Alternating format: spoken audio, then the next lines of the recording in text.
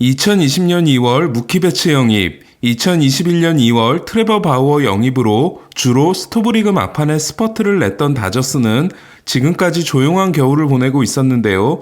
맥스 슈어저가 매츠와 3년 1억 3천만 달러, 코리 시거가 텍사스와 10년 3억 2,500만 달러 계약을 맺고 이적하는 동안 앤드류 히니와 1년 850만 달러, 다니엘 허드슨과 1년 700만 달러에 그쳤습니다. 하지만 다저스도 직장 폐쇄가 되기 전 대형 계약 하나에 성공했는데요.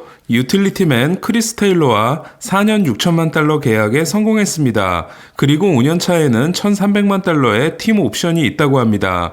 테일러가 워낙 인기가 많다는 이야기가 파다했고 팬그래프 예상이 4년 6천만 달러였기 때문에 테일러의 몸값은 8천만 달러 그 이상도 갈 수 있지 않을까 싶었는데요. 소문에 의하면 테일러가 돈보다는 다저스 잔류를 택한 결과라고 합니다.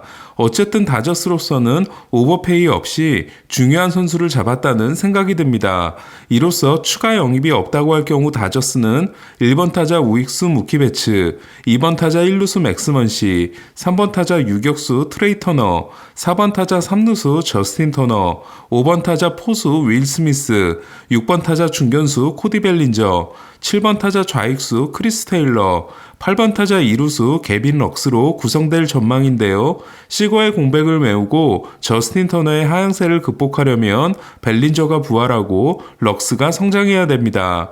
테일러는 1,800만 달러를 받은 지난 5년 동안 레퍼런스 승리 기여도 14.8을 기록했는데요. 이는 같은 기간 다저스 야수들 중에서 19.2를 기록한 저스틴 터너, 16.7을 기록한 코디 벨린저, 15.0을 기록한 맥스 먼시에 이은 4위로 14.6을 기록한 코리 시거보다도 높았습니다. 하지만 포지션을 옮겨다니며 시즌 내내 구멍이 난 곳을 땜질하고 다닌 부분은 승리 기여도 계산에는 빠진 부분들입니다.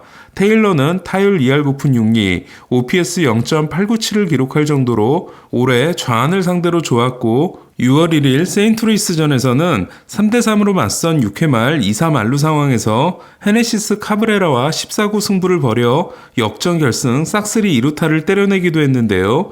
2017년 NLCS MVP이자 올해 와일드카드 단판 승부에서 끝내기 홈런을 날린 테일러는 포스트 시즌 통산 OPS 0.842가 정규 시즌 통산 0.779보다도 좋고 하이 레버리지 상황에서의 통산 OPS 또한 0.884에 달할 정도로 클러치에 강한 선수입니다. 사실 다저스 경기를 많이 보신 분들에게는 테일러의 가치를 설명할 필요가 없어 보입니다. FA 시장에 나왔을 때 난리가 났던 첫 번째 유틸리티맨은 숀 피긴스였습니다. 31세 시즌을 마치고 FA가 됨으로써 크리스 테일러보다 한 살 더 많았던 피긴스의 예비 FA 시즌은 정말 대단했는데요. 2009년 피긴스가 기록한 101개의 볼넷은 아메리칸 리그 1위이자 1998년 리키 앤더슨 이후 처음 나온 1번 타자의 100볼넷 기록이었습니다. 이에 피긴스의 출루율 3할 9푼 5리는 4할 9리인 데릭 지터에 이어 1번 타자 2위에 해당됐는데요. 또한 피긴스는 타석당 4.22개의 공을 던지게 해 이 부분 아메리칸 리그 4위이자 1번 타자 1위에 오르기도 했습니다. 42개의 도루는 리그 3위에 해당됐으며 6시즌 평균 44개는 같은 기간 1위였는데요. 이런 선수가 포수와 1루수를 제외한 모든 포지션을 소화할 수 있다. 인기가 없을래야 없을 수가 없었습니다. 에인절스는 3년 2,400만 달러를 제시했지만 피긴스는 3년 6,400만 달러 계약으로 시애틀 메리너스의 유니폼을 입습니다. 피긴스의 4년 3,600만 달러 계약은 맷 할러데이와 카디널스의 7년 1억 2천만 달러, 존 레키와 보스턴의 5년 8,250만 달러, 제이슨 베이와 매치의 4년 6,600만 달러에 이어 그의 계약 규모 4위에 해당됐습니다. 에드리안 벨트레의 5년 계약이 끝난 시애틀은 피긴스에게 3루를 줄 계획이었고 피긴스도 3루 수비가 가장 자신 있었는데요. 저는 최고의 중견수 수비를 자랑하는 프랭클린 구티에레스를 영입한 시애틀이 수비로 일낸다라는 칼럼을 당시 썼다가 지금도 두고두고 놀림거리가 되고 있습니다. 문제는 2루에 구멍이 생긴 시애틀이 피긴스를 당초 계획과 달리 2루로 썼다는 건데요. 풀타임 2루 수비에 대한 부담을 느낀 피긴스는 공격력이 크게 떨어졌고 더스틴 애클리에게 2루를 주고 3루로 돌아간 이듬해부터는 부상에 시달리기 시작했습니다. 결국 피긴스는 계약 기간 4년 동안 레퍼런스 승리기여도 마이너스 0.9를 기록하는 최악의 계약이 되고 맙니다. 반면 34세 시즌을 마친 많은 나이에도 2016년 컵스와 4년 5,600만 달러 계약을 맺은 벤 조브리스트는 조 매든 감독의 페르소나와 같은 선수였는데요. 템파베이 시절 매든과 함께 유틸리티의 신기원을 이룬 조브리스트는 2016년 1월 오클랜드로 트레이드됩니다. 오클랜드는 마감 시한 때 조브리스트를 캔자스시티로 보냈는데요. 오클랜드가 받은 선수는 쇼 머나야와 훗날 기아에서 뛰는 에런 브룩스였습니다. 2004년 메디슨 번가노에게 막혀 월드시리즈 우승에 실패한 캔자스시티는 마운드에 자니 쿠에토와 에딘손 볼케스, 타선에 조브리스트 같은 베테랑들을 추가한 게 월드시리즈 우승으로 이어지는데요. 특히 초구부터 휘두르는 알시데스 에스코바가 1번을 맡고 인내심이 좋은 조브리스트가 2번인 A2G, 1, 2번은 상대에게 큰 부담이 됐습니다. 2015년 16경기에서 OPS 0.880을 기록하며 포스트 시즌 내내 좋은 활약을 했던 조브리스트는 2016년 월드시리즈 7차전에서 6대6으로 맞선 10회 초 브라이언 쇼를 상대로 결승 2루타를 날림으로써 조 매든 감독을 구하고 2년 연속 우승 반지를 얻게 됩니다. 저는 크리스 테일러를 보면서 조브리스트 같다는 생각을 했었는데요. 조용해 보이면서도 터프하며 승부처에서 집중력이 대단히 뛰어나기 때문입니다. 테일러는 버지니아 대학 시절 학교를 대표하는 레슬링 선수였는데요. 할아버지와 아버지 모두 버지니아대를 나왔고 모두 레슬링 선수일 정도로 레슬링이 가문을 대표하는 스포츠였고 레슬링을 통해 투지를 배웠습니다. 그리고 조브리스트가 데뷔도 전에 트레이드되고 3년 동안 자리 없이 떠돌다가 이와무라의 부상 덕분에 2루의 자리를 잡고 28세 시즌이 되어서야 풀타임 첫 시즌을 소화하게 되는 것처럼 크리스 테일러도 데뷔 후 3년이 지난 후에야 다저스에서 자리를 잡게 됩니다. 테일러는 2014년 트리플 A 타코마에서 OPS 0.894를 기록하며 올스타가 됐고 메이저리그 데뷔에 성공하며 준비를 끝냈지만 이듬해 스프링 캠프에서 공에 맞아 손목 골절을 당함으로써 꼬이게 된 바 있습니다. 과연 테일러는 제2의 쇼 피긴스가 될까요? 아니면 제2의 벤 조브리스트가 될까요? 한편 샌프란시스코와 알렉스 콥의 계약은 2년 2천만 달러로 확정됐습니다. 이로써 샌프란시스코는 앤서니 디스클라파니와 3년 3,600만 달러, 알렉스 우드와 2년 2천만 달러, 알렉스 콥과 2년 2천만 달러 계약을 맺었는데요. 올해도 파르한 자이디 사장의 움직임은 글라스볼입니다. 에인절스는 네 번째 FA 계약을 맺었는데요.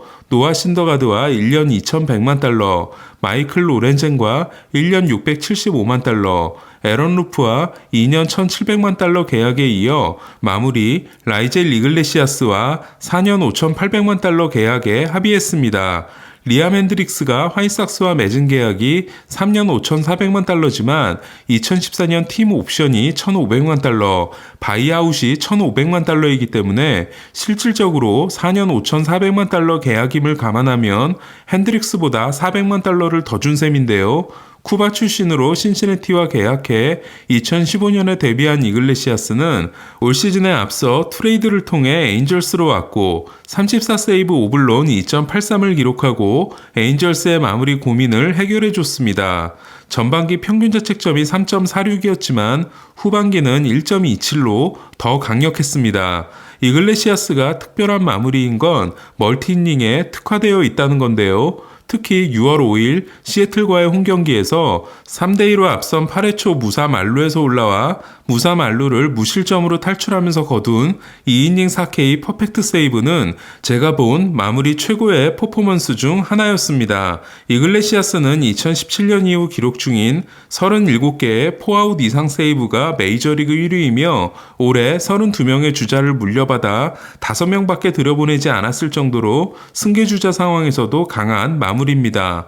한편 올해 39세이브를 올려 내셔널리그 1위에 올랐던 마크 멜란스는 애리조나와 2년 1,400만 달러에 계약했는데요. 샌디에고는 시즌 막판에 흔들렸던 멜란슨 대신 한신 타이거즈의 마무리였던 로베르토 수아레스를 기대하고 있는 것 같습니다. 피어스 존슨 역시 한신 출신인 샌디에고는 올해 소프트뱅크에서 대활약을 한 닉 마르티네스와 4년 2천만 달러에 계약했습니다. 마커스 스트로먼은 시카고 컵스와 3년 7,100만 달러 계약에 합의했는데요. 두 번째 시즌 후 옵트아웃 권리가 있는 스트로먼은 SNS 중독을 제외하면 안정적인 선발 투수입니다. 2019 시즌 중반 토론토에서 매치로 트레이드된 후 2020 시즌을 뛰지 않았지만 매치의 퀄리파잉 오퍼를 받고 잔류한 올해 179이닝 10승 13패 3.02를 기록했습니다. 양키스를 나온 클린트 프레이저와 1년 150만 달러, 포수 양 곰스와 2년 1,300만 달러에 계약한 컵스는 1선발 마커스 스트로먼, 2선발 카일 핸드릭스, 3선발 웨이드 마일리, 4선발 에드버트 알솔레이로 이어지는 선발진을 가지게 됐습니다. 한편 1,300만 달러 선수 옵션을 거절하고 시애틀을 나온 기쿠치는 매치와 토론토로부터 3년 계약을 제시받았다고 하는데요. 95마일의 평균 구속이 워낙 매력적이다 보니 고쳐쓰기에 도전하는 팀이 많은 것 같습니다. 선발 투수 시장이 대단히 빠르게 정리되면서 미계약 선수들은 얼마 남지 않았는데요. 카를로스 로돈, 클레이튼 커쇼, 잭 그레인키가 남아있는 빅네임 투수들이라 할 수 있습니다. 한편 지난해 단축 시즌에 대활약했지만 올해 2승 9패 6.06에 그치고 에인절스를 나온 딜란 번디는 1년 400만 달러에 미네소타와 계약했습니다. 보스턴은 로또를 2장 더 구입했는데요. 마이클 와카와 1년 700만 달러 계약에 이어 제임스 팩스턴과 1년 1000만 달러에 계약했습니다. 팩스턴은 지난해 2월 1년 850만 달러 계약으로 친정팀 시애틀로 돌아왔지만 첫 경기에서 공 24개를 던진 후 부상을 당했고 곧바로 토미존 수술을 받은 바 있습니다. 팩스턴은 6월 말 정도에 돌아올 수 있는데요. 2년짜리 팀 옵션을 붙인 보스턴은 내후년을 더 기대하고 있는 것 같습니다. 보스턴은 리치 힐과도 1년 계약을 했는데요. 1980년 3월생으로 내년이 42세 시즌이 될 힐은 2015년 보스턴 유니폼을 입고 재기에 성공한 바 있습니다. 막판 대형 계약 러시가 없었던 가운데 양키스가 프리먼을 노린다, 브라이언트에게 관심을 보이는 팀이 매츠, 에인절스, 샌디에고다라는 게 마지막 스토브리그 뉴스가 됐는데요. 기존에 맺은 5년짜리 노사협약이 오늘 오후 2시를 기점으로 만료가 됨으로써 당분간 올스톱 상황이 됐습니다. 이에 카를로스 코레아, 크리스 브라이언트, 트레버 스토리, 프레디 프리먼, 닉 카스티아노스 등이 CBA 만료 전 계약에 실패했습니다. 더불어 김광현 선수도 놓쳤기 때문에 계속 기다렸다가 메이저리그에 남을지 한국으로 복귀할지를 지켜봐야 할 것 같습니다. 오늘 소식은 여기까지입니다. 이상 베이스볼 큐브 최세결 김영준이었습니다.